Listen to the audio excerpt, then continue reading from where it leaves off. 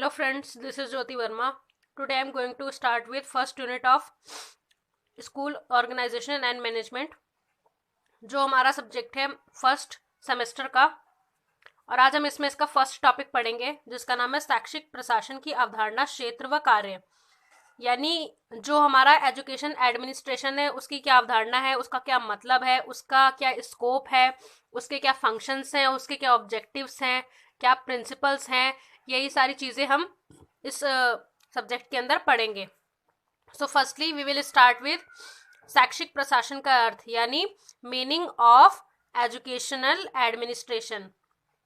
तो इसमें हम पढ़ेंगे इसका डिस्क्रिप्शन। प्रशासन शब्द, जो ये प्रशासन शब्द है ये कहाँ से आया है? प्रशासन शब्द अंग्रेजी भाषा के एडमिनिस्ट्रेशन शब्द का पर्याय है। इसकी उत्पत्ति कहाँ से हुई थी? इसकी उत्पत्ति हुई थी लैटिन भाषा के मिनिस्टर, यानी मिनिस्टर वर्ड से हुई थी। मिनिस्टर का क्या अर्थ होता है? सेवा कार्य अथवा ऐसा कोई कार्य जो दूसरों की भलाई के लिए किया जाए। तो ये जो मिनिस्टर वर्ड होता है इसका क्या मतलब होता है? सेवा कार्य, मतलब किसी दूसरे की भलाई के लिए कोई कार्य करना, जो सेवा कार्य कहलाती है मिनिस्टर का जो वर्क होता है। इसी से क्या वर्ड बना है हमारा? एडमिनिस्ट्रेशन, मतलब प्रशासन, जो हमारी शिक्षा में भी यूज होता है। प्रशासन हर फील्ड में है, लेकिन जो शैक्षिक प्रशासन है उसका अर्थ हम आगे समझेंगे कि इसके अंदर क्या क्या चीजें इंक्लूड है। नेक्स्ट हम देखेंगे शैक्षिक प्रशासन किस किस प्रोस्पेक्टस में हम देखेंगे आगे। तो इसमें सबसे पहला है शैक्षिक प्रशासन एक कला है। जो शैक्षिक प्रशासन है, एजुकेशन एडमिनिस्ट्रेशन है, वो क्या है? एक आर्ट है, एक कला है। ऐसा क्यों कहा गया है ये आगे देखेंगे हम। शैक्षिक प्रशासन एक कला है, इससे लक्ष्य प्राप्ति के लिए रचनात्मक कार्य, योग्यता एवं निर्णय सम्मिलित है। मतलब ये क्या है? शैक्षिक प्रशासन है जो, वो कला क्यों कहा जाता है? क्योंकि इसके अंदर रचनात्मक कार्य होते हैं, मतलब जो क्रिएटिविटी होती है, योग्यता होती है, एबिलिटी को इसके अंदर मेजर किया जाता है, निर्णय सम्मिलित है, मतलब इसके अंदर डिसीजंस लिए जाते हैं। तो ये चीजें क्या है? एक कला के अंदर आती हैं। किसी भी चीज की कला क्या है? उसके अंदर क्रिएटिविटी लाना। तो ये जो शैक्षिक प्रशासन है, एजुकेशनल एडमिनिस्ट्रेशन है, ये भी एक आर्ट है। Educational administration is an art. Next हम देखेंगे शैक्षिक प्रशासन एक विज्ञान भी है। भाई विज्ञान क्यों है आगे हम ये देखेंगे। Educational administration is a science. विज्ञान घटना विशेष के कारण और प्रभाव के मध्य संबंध विषयक ज्ञान व क्रमबद्ध समूह है। मतलब क्या? साइंस क्या होता है? साइंस में सारी चीजें लॉजिकल होती हैं, मतलब उसका एक कॉज और एक इफेक्ट होता है हर चीज का। तो मतलब कारण और प्रभाव, जैसा कि इसमें लिखा हुआ है, विज्ञान घटना विशेष के कारण और प्रभाव के मध्य संबंध विषयक ज्ञान का क्रमबद्ध समूह है। मतलब ये क्रम में बताता है हर चीज को, स्टेप वाइज, कि इसका क्या। सबसे पहले अगर हम किसी चीज के बारे में जानने की कोशिश करते हैं तो क्या करते हैं? सबसे पहले हमें उसका मोटिव पता होना चाहिए कि हमें क्या, किस चीज की रिसर्च करनी है। देन हम उसके सारे जो भी उससे रिलेटेड चीजें हैं उसको कलेक्ट करते हैं। तो ऐसे ऐसे ही, मतलब इसके अंदर क्या होता है कि उसके कॉजेज और इफेक्ट पता चलते हैं कि क्या है। हर चीज साइंस के अंदर लॉजिकल होती है। नेक्स्ट हम देखेंगे कि ऑब्जेक्टिव्स क्या क्या हैं। ऑब्जेक्टिव्स ऑफ एजुकेशनल एडमिनिस्ट्रेशन, मतलब शैक्षिक प्रशासन जो है उसके उद्देश्य क्या है। तो सबसे फर्स्ट हम देखेंगे बच्चों के सर्वांगीण विकास के लिए उचित वातावरण तैयार करना। जैसा कि मैंने आपको साइकोलॉजी में भी पढ़ाया था कि जो बच्चों का विकास होता है, शिक्षा क्या है? बच्चों का शारीरिक, आंतरिक, मतलब क्या जो विकास है वो किस किस प्रोस्पेक्टस में होता है, ये मैं आपको बताना चाह रही हूँ। मतलब मेंटल डेवलपमेंट होता है, मतलब मानसिक रूप से, शारीरिक रूप से, शैक्षिक रूप से, कल्चरल, अपना जो सांस्कृतिक विकास होता है, अपना आर्थिक विकास होता है। मतलब इसमें बहुत सारे ऐसे विकास आ जाते हैं जो सर्वांगीण विकास को पूरा कंप्लीट करता है। मतलब सर्वांगीण विकास के अंदर क्या है? All over development of child, बच्चे का पूरा सर्वांगीण विकास। तो क्या है इसका फर्स्ट पॉइंट? बच्चों के सर्वांगीण विकास के लिए उचित वातावरण, मतलब ऐसा एनवायरनमेंट रेडी करना, ऐसा एनवायरनमेंट तैयार करना जो उसके लिए उचित हो। ऐसा नहीं है कि हमने अपने विद्यालय में किसी भी प्रकार के, मतलब म्यूजिक सिस्टम ऑन कर रखा है या कोई प्रोग्राम चल रहा है क्लास के टाइम पर, या ऐसा भी कुछ है, तो वो एक वातावरण नहीं है बच्चे के लिए। बच्चों के लिए, शिक्षा के लिए कैसा वातावरण चाहिए? शांत वातावरण, जिसके अंदर क्या क्या चीज़ें आती हैं, हमारे स्टूडेंट्स आते हैं, टीचर्स आते हैं और करिकुलम आता है, उनका उनका सिलेबस आता है। ये 3 चीज़ें मेन होती हैं, एक पढ़ने वाला, एक पढ़ाने वाला, और जो हमें एक पढ़ना है, यानी जो हमारे करिकुलम में, हमारे सिलेबस में ऐड होता है।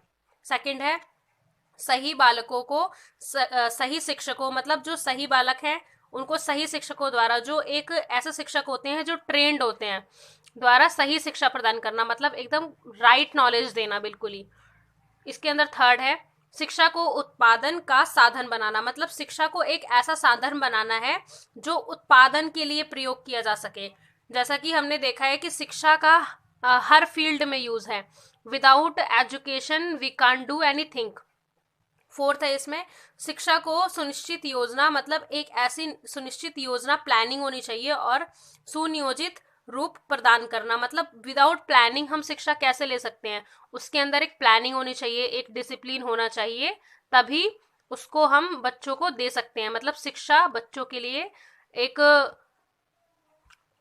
प्लानिंग के जरिए होनी चाहिए। नेक्स्ट है फिफ्थ हमारा प्रजातांत्रिक दृष्टिकोण का विकास करना, मतलब जो एक प्रजातांत्रिक क्या होती है, डेमोक्रेसी, प्रजातांत्रिक या लोकतांत्रिक, हम कुछ भी कह लें इसको, तो ये क्या होती है, एक जो इसका दृष्टिकोण है, जो इसकी एक देखने का नजरिया है, वो क्या होना चाहिए कि हमें बच्चों का विकास करना है, प्रजातांत्रिक दृष्टिकोण का विकास करना, बच्चों के अंदर डेमोक्रेसी डेवलप करना, कि हर किसी के पास राइट्स होते हैं, हर किसी को पढ़ने का राइट है।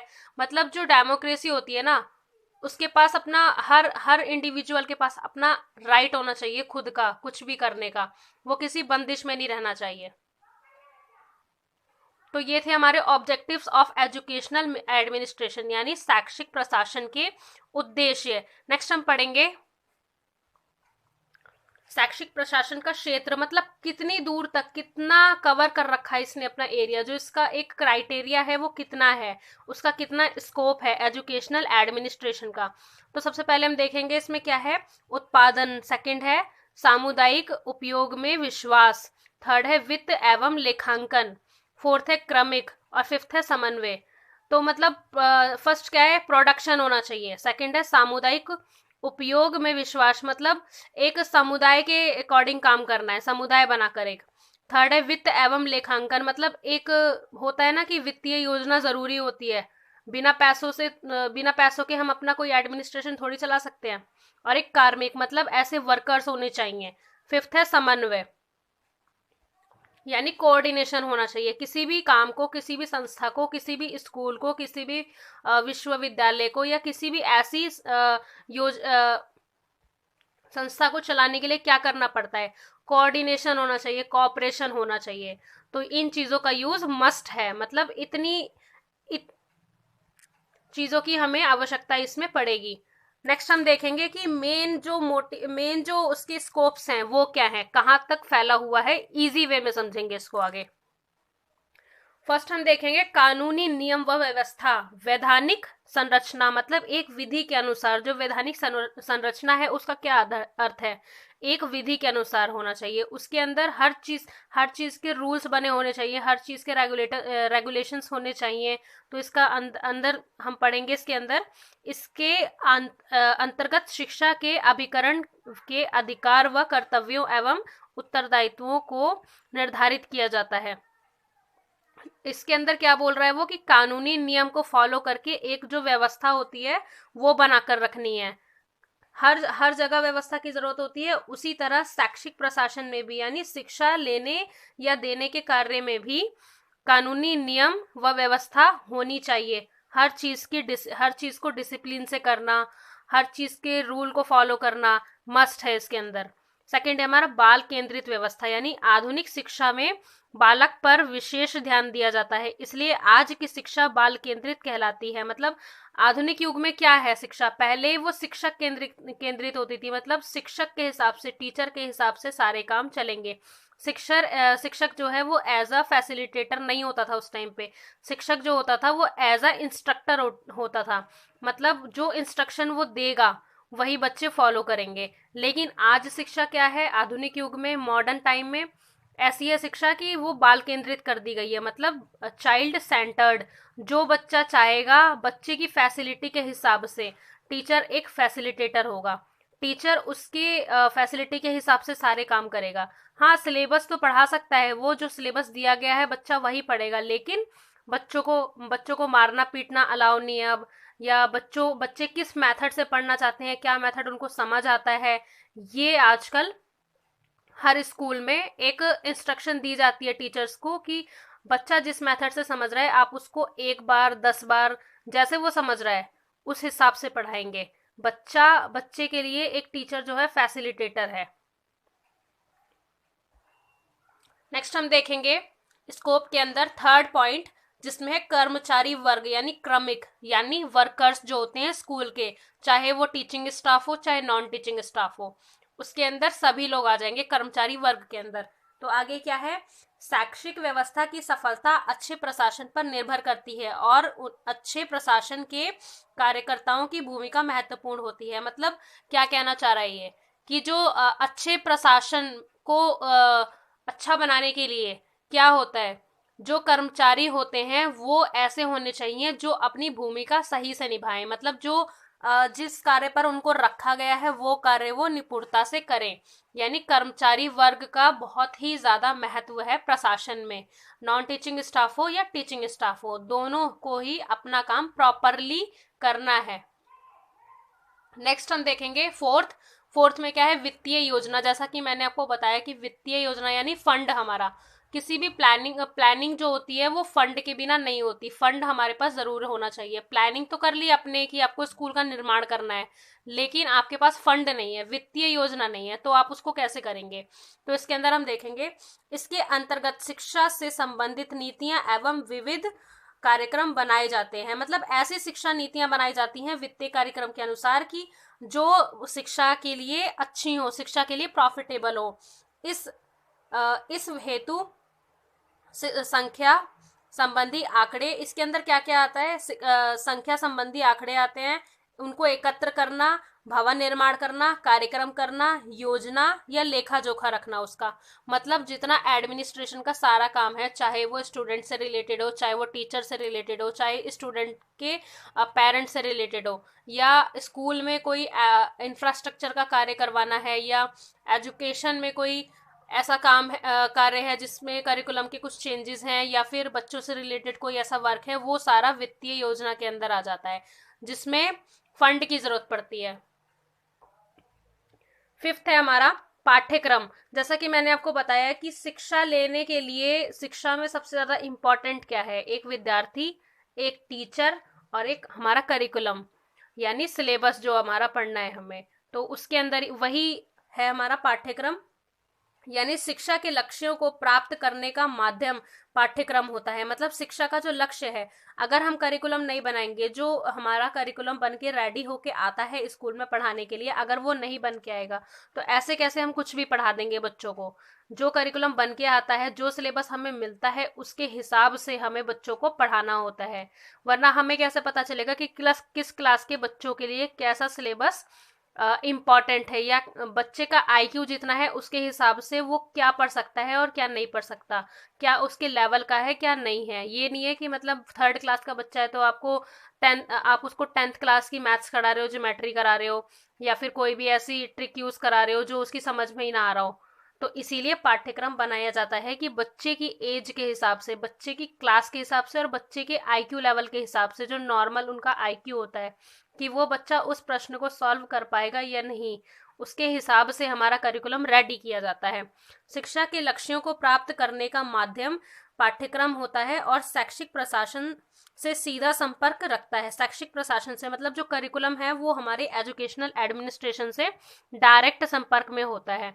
शैक्षिक प्रशासन पाठ्यक्रम का निर्माण, आयोजन और परिवर्तन करता है। मतलब जो एजुकेशनल एडमिनिस्ट्रेशन है हमारा, वो पाठ्यक्रम यानी हमारे करिकुलम का निर्माण करता है, आयोजन करता है और परिवर्तन करता है। टाइम टू टाइम उसके अंदर परिवर्तन भी आते हैं। जैसा कि हमने देखा है कि हमारे करिकुलम में, हमारे किसी सब्जेक्ट में या हमारे सिलेबस में कुछ नया ऐड करना है, ज़रूरी थोड़ी है कि हम पुराना ही सिलेबस हमेशा पढ़ते रहेंगे। अगर कोई नई पॉलिसी आई है तो उस पॉलिसी को भी तो हमें ऐड करना पड़ेगा अपने सब्जेक्ट के अंदर, अपने बुक के अंदर। तो वो चीज़ें करिकुलम चेंजेस में ही आती हैं कि कोई भी कार्य, कोई भी ऐसा टॉपिक समय के अनुसार अगर वो बदल रहा है तो उसको उस टॉपिक के अंदर, उस बुक के अंदर या हमारे करिकुलम के अंदर ऐड करना, ये भी एजुकेशनल एडमिनिस्ट्रेशन का काम है। नेक्स्ट है हमारा व्यापक जनसंपर्क, मतलब व्यापक वाइडर लेवल पे जनसंपर्क बनाना। जैसे कि हम इसमें आगे देखेंगे, शैक्षिक कार्यक्रमों के संचालन में अध्यापक, छात्र और अभिभावक मूल आधार है। मतलब जो अध्यापक है, टीचर है, और जो छात्र यानी हमारा स्टूडेंट, और अभिभावक यानी पेरेंट्स मूल आधार हैं। क्योंकि अभिभावक से पूछे बिना या उनकी सुटेबिलिटी के बिना हम बच्चे को कोई भी शिक्षा नहीं दे सकते। जैसा वो उनके पेरेंट्स ठीक समझेंगे वैसा हम बच्चों को आगे प्रोग्रेस कराएंगे उसके हिसाब से। इनके सहयोग के बिना कार्यक्रम संचालन सही नहीं हो पाता। क्योंकि अगर हमें कोई ऐसी पॉलिसी लॉन्च करनी है या कुछ भी है, तो उसमें हमें पेरेंट्स की भी राय लेनी पड़ती है कि क्या आप इस चीज़ के लिए कंफर्टेबल हैं, या आप इस चीज़ के लिए कोई सॉल्यूशन देना चाहते हैं, या कोई चेंजेस कराना चाहते हैं। तो उसमें पेरेंट्स का भी बहुत बड़ा रोल होता है। यहाँ हमारा ये टॉपिक खत्म होता है, जिसमें हमने पढ़ा कि हमारा जो शैक्षिक प्रशासन है, एजुकेशनल एडमिनिस्ट्रेशन है, वो क्या है, उसका मीनिंग क्या है, या उसके कार्य क्या हैं, उसके ऑब्जेक्टिव्स क्या क्या हैं, उद्देश्य क्या क्या हैं, या वो किन किन क्षेत्रों में यूज होता है, शैक्षिक प्रशासन का क्षेत्र कहाँ तक फैला हुआ है। तो हमने स्कोप पढ़ा इसका।